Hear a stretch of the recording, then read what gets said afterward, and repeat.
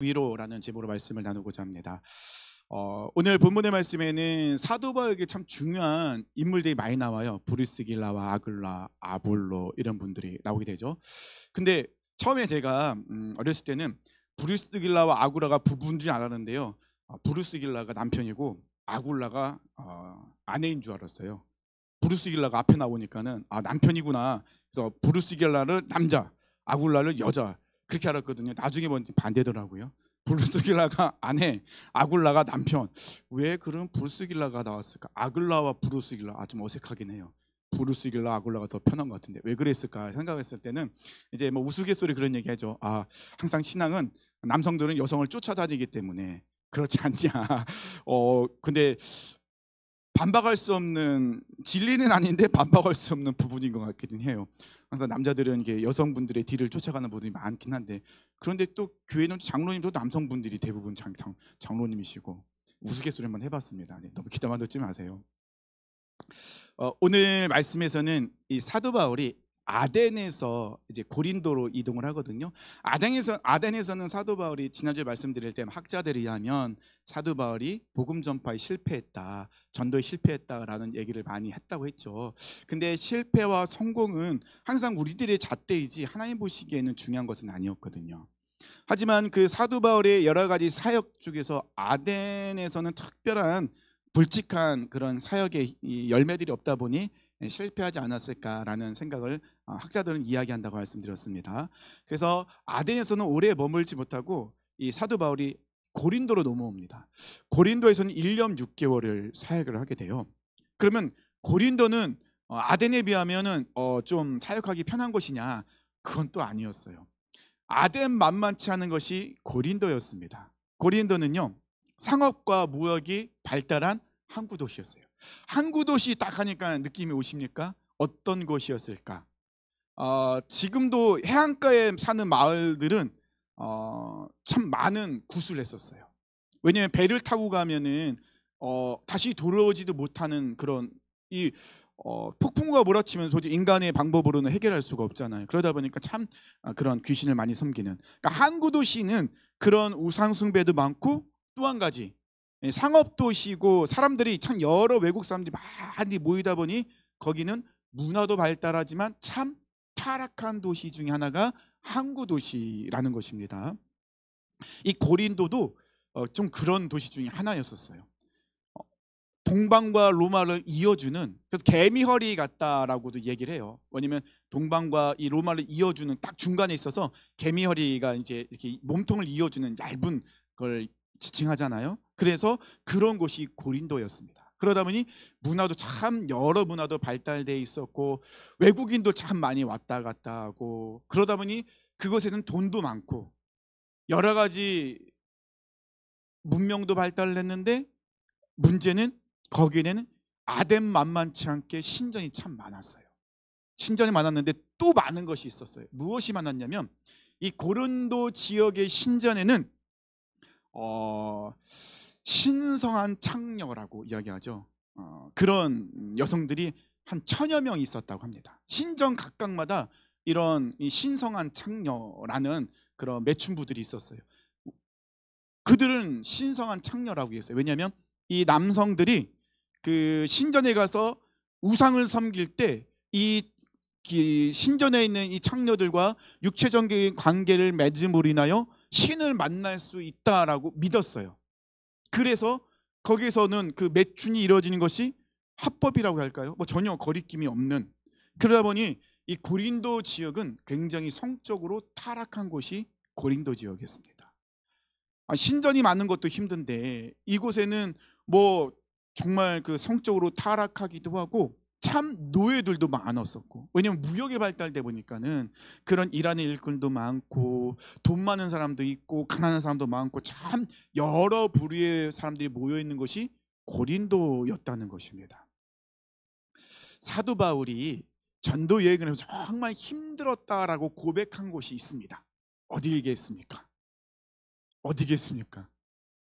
예, 고린도니까 제가 이거 물어봤겠죠. 고린도전서 2장 3절에 보면요, 사도 바울이 이렇게 편지를 썼어요.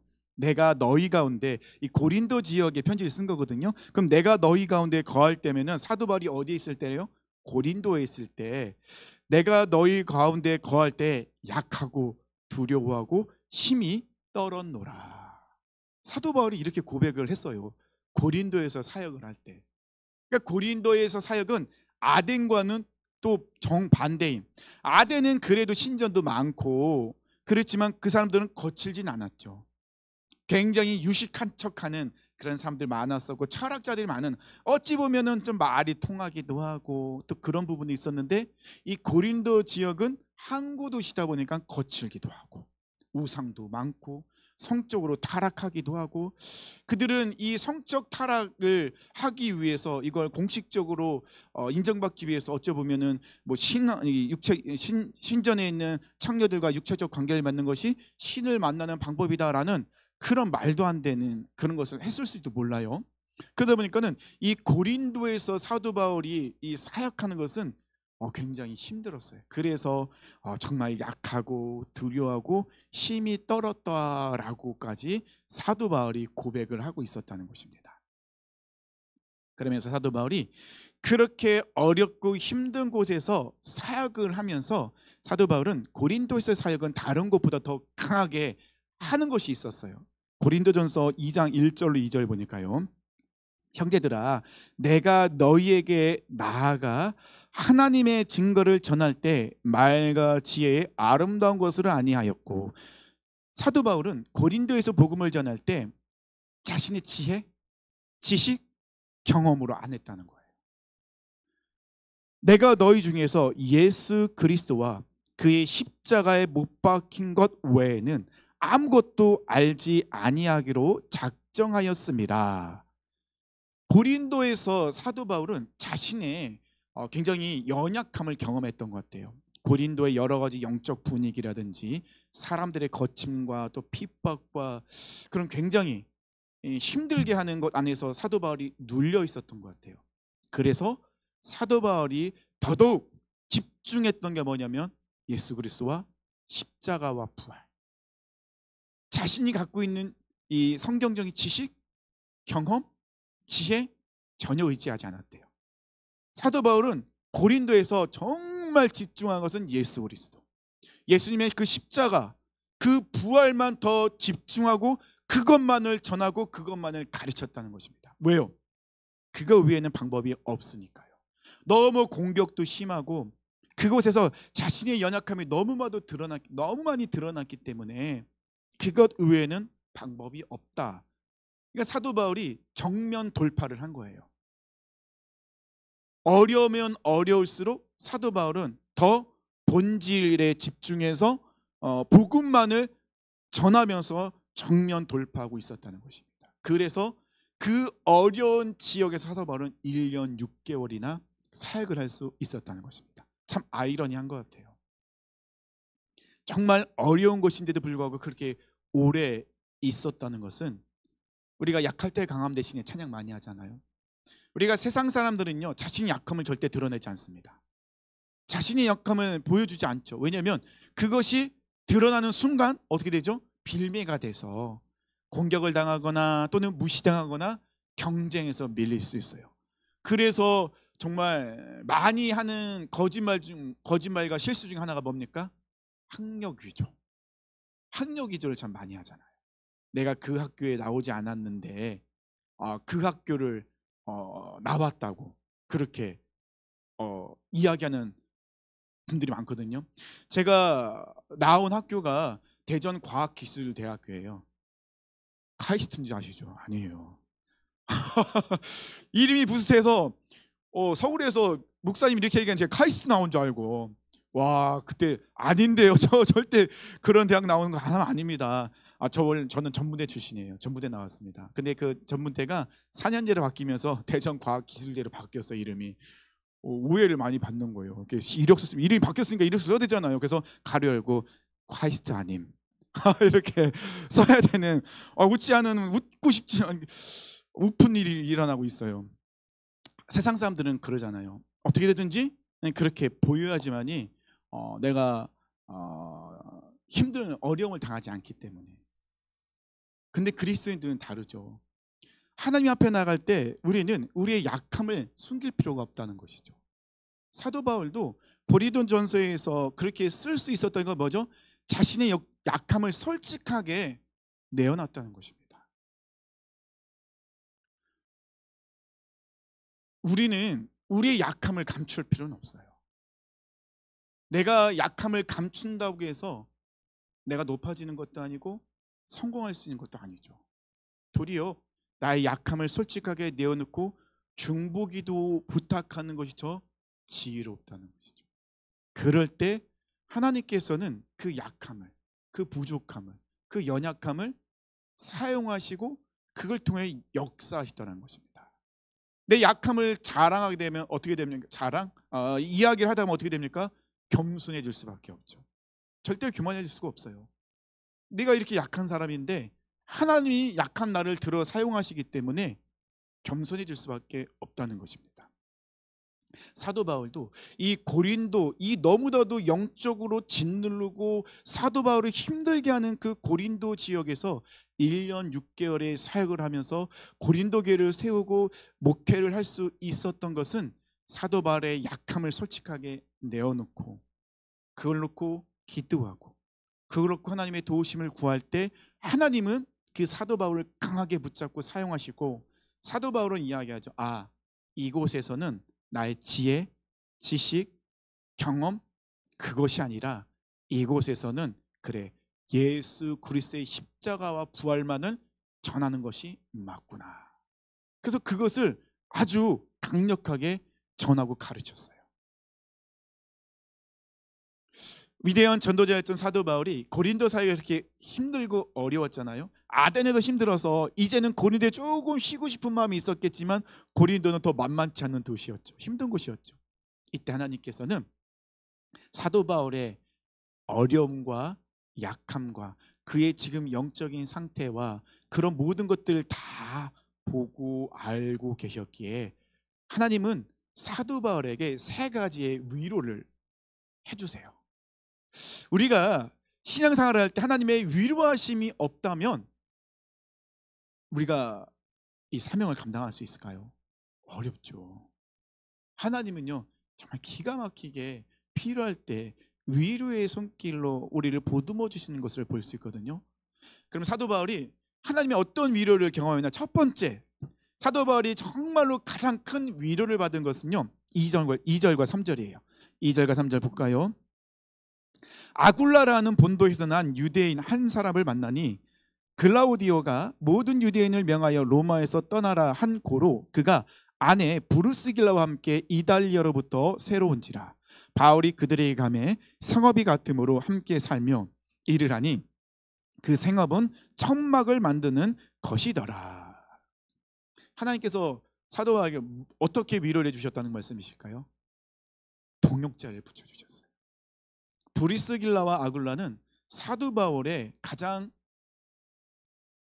측근이라고 할까요? 정말 큰 힘이 되는 동역자랐다는 것입니다. 전도라는 것은, 하나님의 일을 한다는 것은, 교회는요 뛰어난 한 사람을 위해서 세워지는 게 결코 아니에요.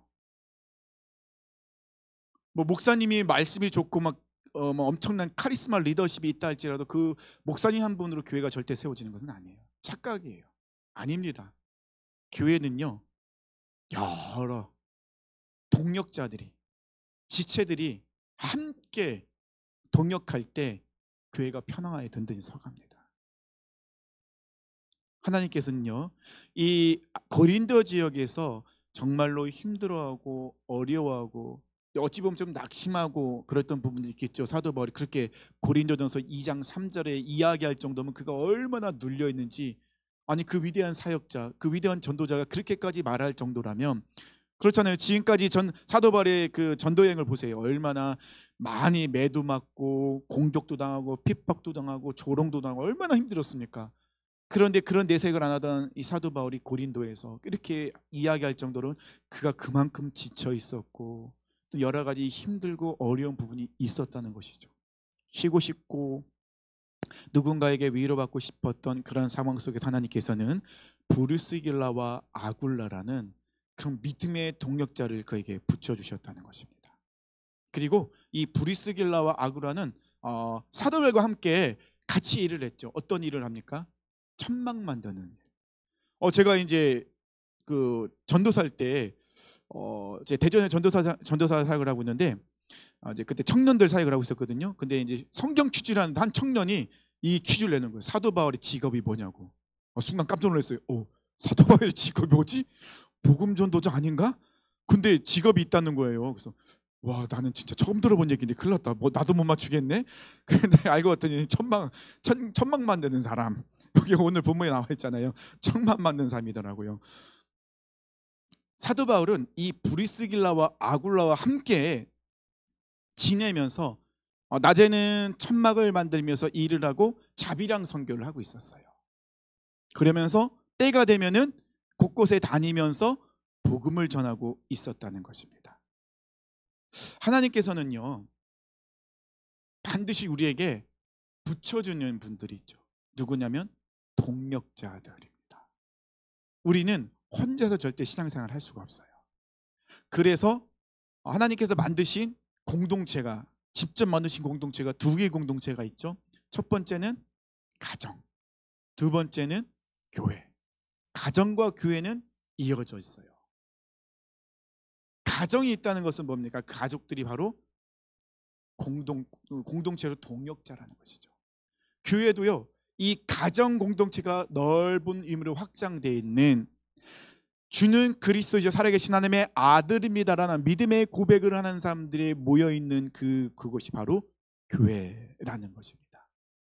교회 안에는 다양한 사람들이 모여있는데 이 모든 사람들은 다 동역자라는 것입니다. 제가 이렇게 사역을 할 수 있는, 제가 이 사역을 감당할 수 있는 것은 우리 사랑하는 성도님들이 기도해 주시기 때문에, 동력을 해 주시기 때문에 이 모든 것이 가능하다는 것입니다. 옛날에 제가 한번 설교 시간에 그 예화를 들었던 적이 있는데, 어떤 목사님이, 큰 교회 목사님이에요. 목사님이 이제 지나가고 있는데 아이들 둘이 놀고 있는 거예요. 한 명은 교회에 다니는 친구고 한 명은 교회 다니지 않는 친구고. 그래서 이제 목사님이 지나가면서 놀고 있으니까 아유 이쁘다 하고 머리 쓰다듬고 갔겠죠. 그랬더니 교회 안 다니는 친구가 교회 다니는 친구한테 야 누구냐? 그랬더니 그 아이가 뭐라고 했는지 혹시 기억나시나요? 처음 듣는 건가요? 내가 처음 하나요? 그랬더니 그 아이가 교회 다니는 친구가 교회 안 다니는 친구가 이제 친구 다니는 친구한테 야 누구야? 라고 물어봤잖아요. 누구라고 대답했을까요? 누구라고 했을까요? 정말로 쇼킹한 대답인데 모르시겠어요? 교회 주인이야. 이 말에 목사님이 충격받아 갖고 너무 충격받았대요. 내가 교회 주인이었다고? 내가 어떻게 행동을 했길래 저 아이가 나를 교회 주인이라고 얘기하고 있지? 이 목사님 너무 충격받으셨대요. 그래서 엄청 회개하셨대요. 교회 주인은 목사가 아니죠. 교회 주인은 장로님도 아닙니다. 교회 주인은 누구시죠? 네, 하나님이 예수 그리스도잖아요. 굉장히 우리에게 뭔가 도저히 뒤통수를 정말로 한 대 얻어맞는 듯한 그런 무서운 그런 말이었어요. 우리가 이렇게 모든 교회를 아름답게 또 우리가 사명을 감당할 수 있는 거, 하나님이 위로해 주시는 방법 중 하나가 동력자라는 것입니다. 그래서 우리 옆에 계신 분들은 정말 하나님께서 나에게 위로해 주시는 동력자이십니다. 옆에 한번 보시겠어요? 사랑합니다. 축복합니다. 네, 하나님이 나에게 보내주신 위로자이십니다. 만남의 복이라는 것이 저는 정말 가장 큰 복 중에 하나라 생각됩니다. 물론 예수 그리스도를 믿은 것도 큰 복이죠. 그래서 제가 블랙 개척을 하면서 그 전에도 계속 기도했던, 아내랑 기도했던 것 중에 하나가 뭐냐면요, 하나님 정말로 제가 목회를 할 때 동역자를 보내주세요. 우리 모든 성도님들이 정말로 소중한 그런 동역자가 되게 해주세요. 제가 목사이기 때문에 목사라서 막 무엇인가를 지시하고 위에 있는 위치가 아니라 하나님의 맡겨진 그 사명을 정말 감당할 수 있는 정말 사랑하는 모든 성도님들이 그렇게 아름다운 그런 동역자가 되게 해주세요. 사도 바울은요, 가장 지쳐 있을 때 브리스길라와 아굴라라는 그런 동역자를 만나게 돼요. 그래서 그는 그 동역자들을 통하여 하나님의 위로하심을 경험하죠. 아, 하나님은 나를 혼자 이곳에 덩그러니 내버려 두신 것이 아니구나.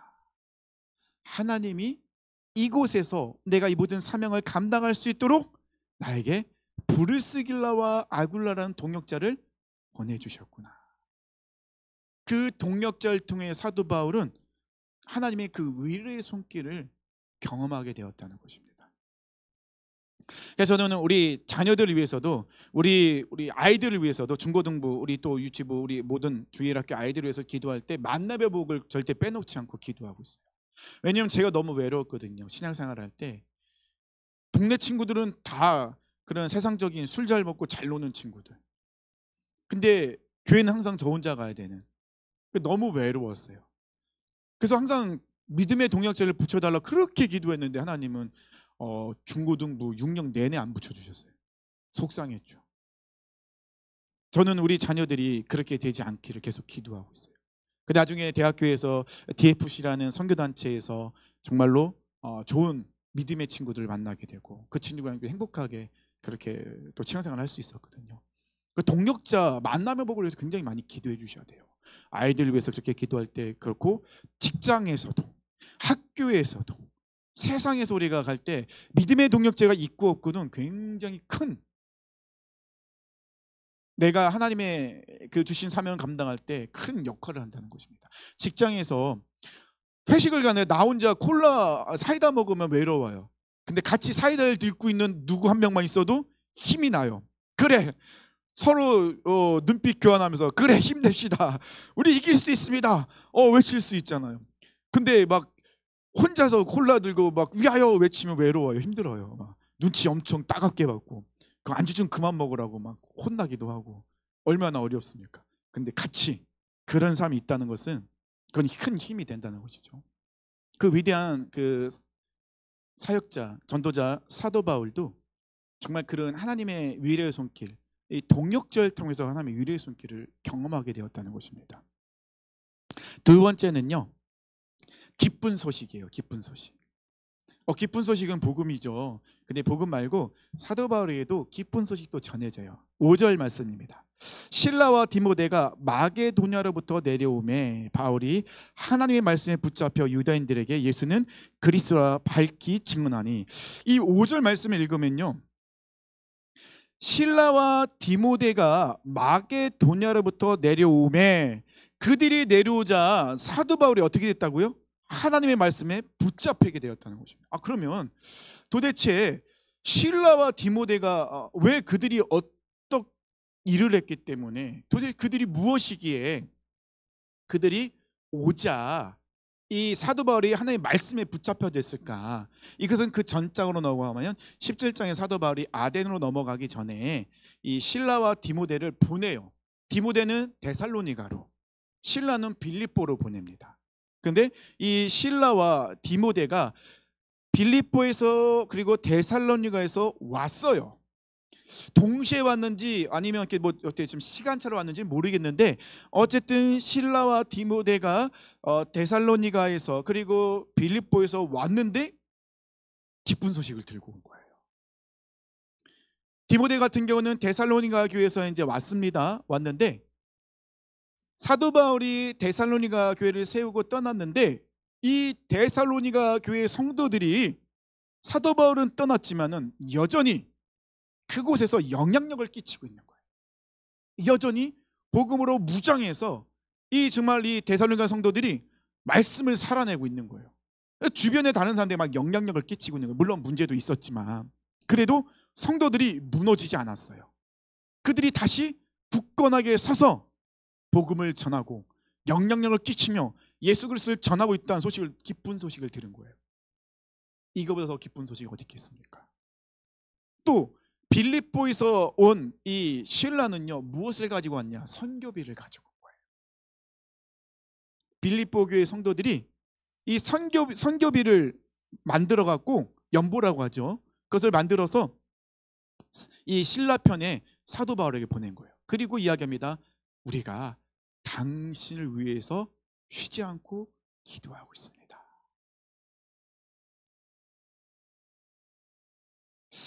이 소식을 들었을 때 사도 바울의 지금까지의 그 어려움 또는 이 고난 당한 것들, 막 힘들었던 것이 눈 녹듯이 싹 녹았을 것 같아요.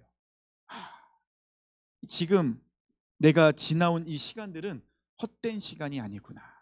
시편 126편 5절 6절 말씀 있잖아요. 눈물을 흘리며 씨를 뿌리는 자는 기쁨으로 거두리로다. 울며 씨를 뿌리러 나간 자는 반드시 기쁨으로 그 곡식단을 가지고 돌아오리로다. 사도 바울이 지금까지 했던 그 모든 사역은 헛된 시간들이 아니었다는 거예요. 목회자들이 다는 아니겠지만은 목회자들이 정말로 힘이 되는 성도님들의 그런 고백들이 있어요. 막 사업에 성공했습니다.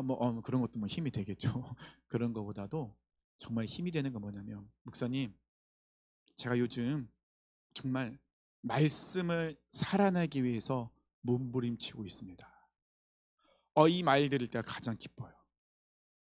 지금까지 내가 이런 삶을 살았지만은 이제는 이런 삶을 살지 않기로 결단했습니다. 그래서 제가 더 하나님이 기뻐하시는 삶을 살기 위해서 결단했습니다. 기도해 주세요.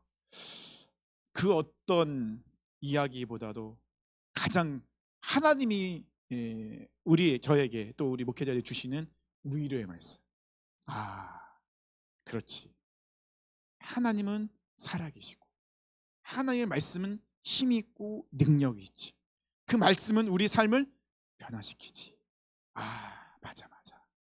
하나님의 살아계심을 경험하는 그 어떤 것보다 가장 위로의 하나님의 위로의 말씀. 지금 사도 바울이 그것을 경험한 거예요.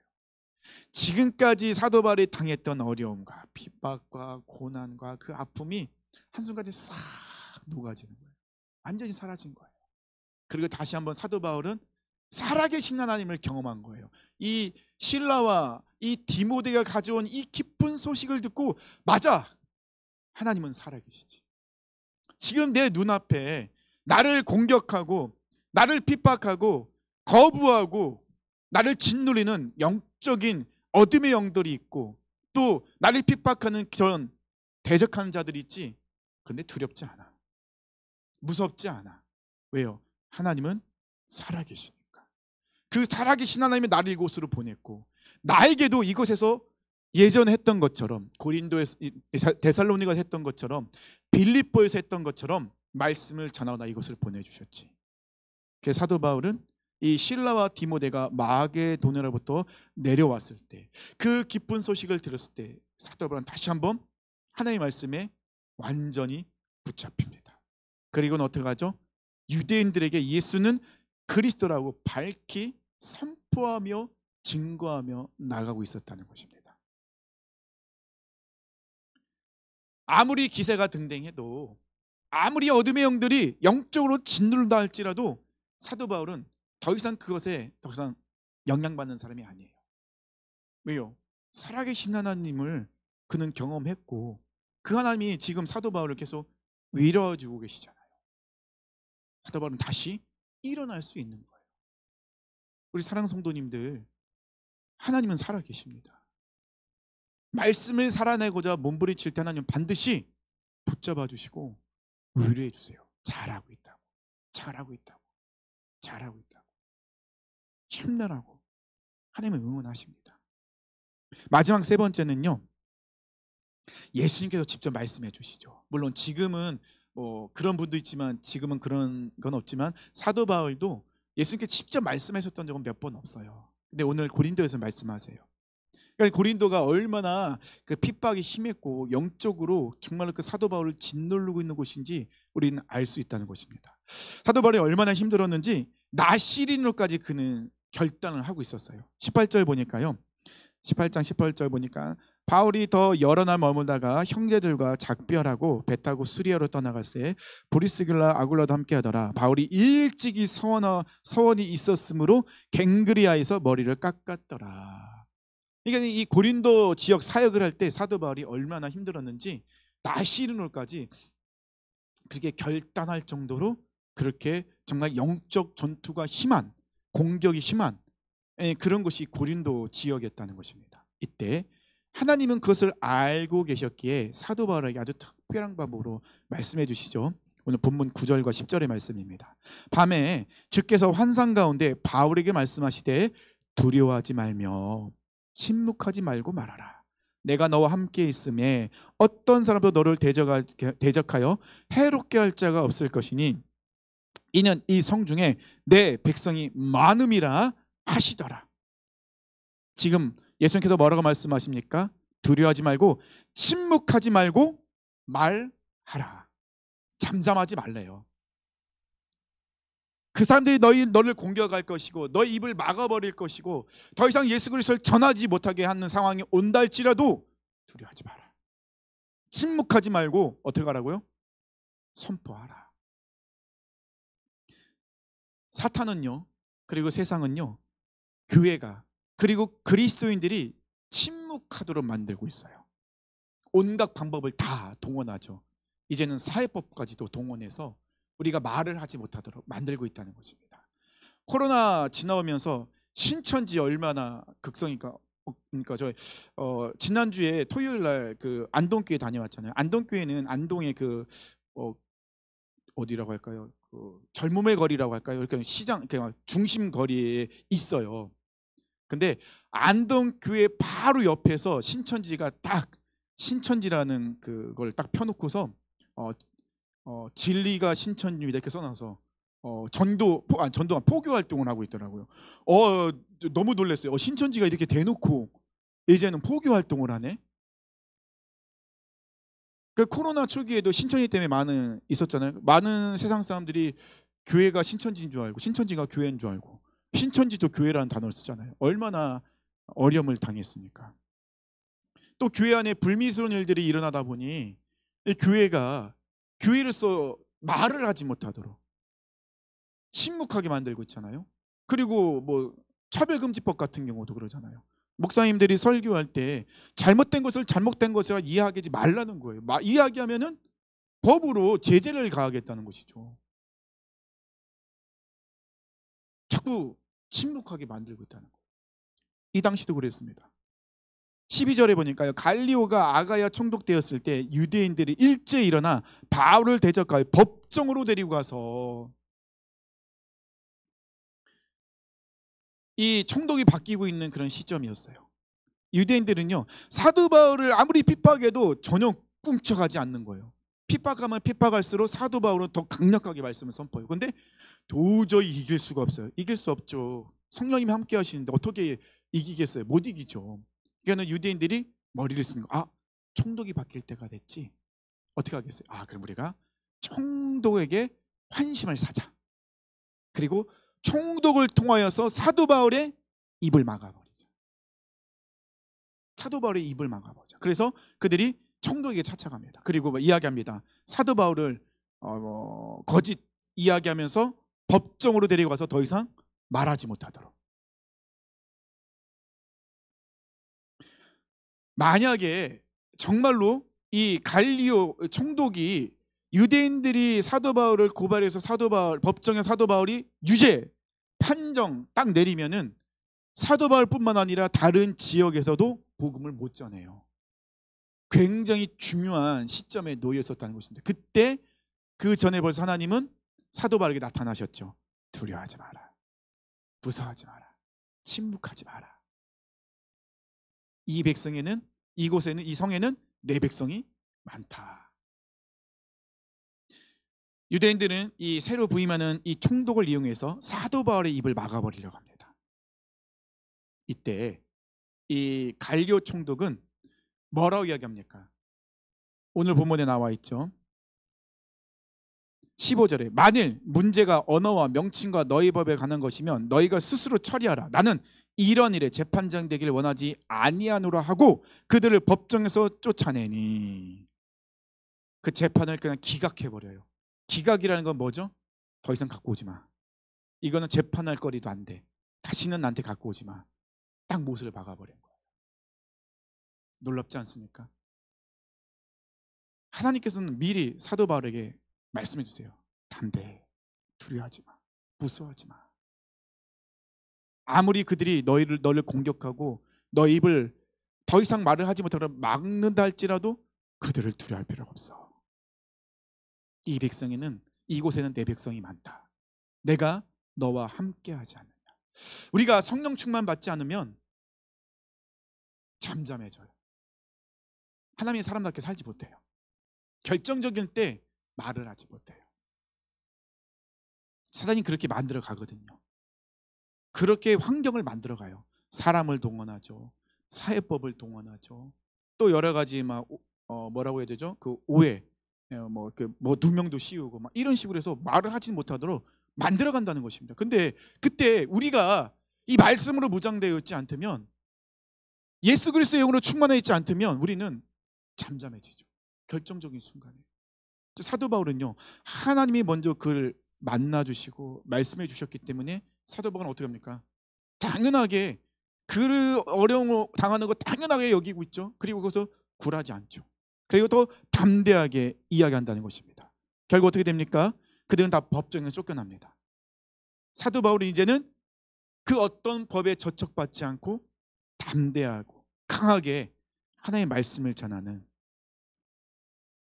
그 믿음의 사람이 될 수 있었다는 것입니다. 사랑하는 성도님들, 하나님은요 우리의 모든 형편을 알고 계세요. 우리의 어려움과 고난 다 알고 계세요. 모르는 거 절대 아니세요.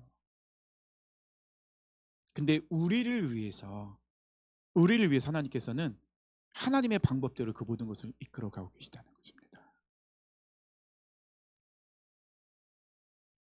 아무리 내 자녀가 이쁘고 사랑스러워 모든 걸 다 해주고 싶다 할지라도 어린 자녀에게 칼을 주는 부모는 없습니다. 그렇죠? 아무리 칼이 유용하다 할지라도 어린 아이에게는 칼을 쥐어줄 수가 없어요. 위험하니까. 아무리 내 사랑하는 자녀가 칼을 달라고 해도 절대 줄 수가 없어요. 하나님은 우리 아버지이시기에 우리의 모든 것을 알고 계시기에 하나님께서는 우리 상황에 맞게끔 때에 따라서 역사하시는 방법이 다 다르다는 것입니다.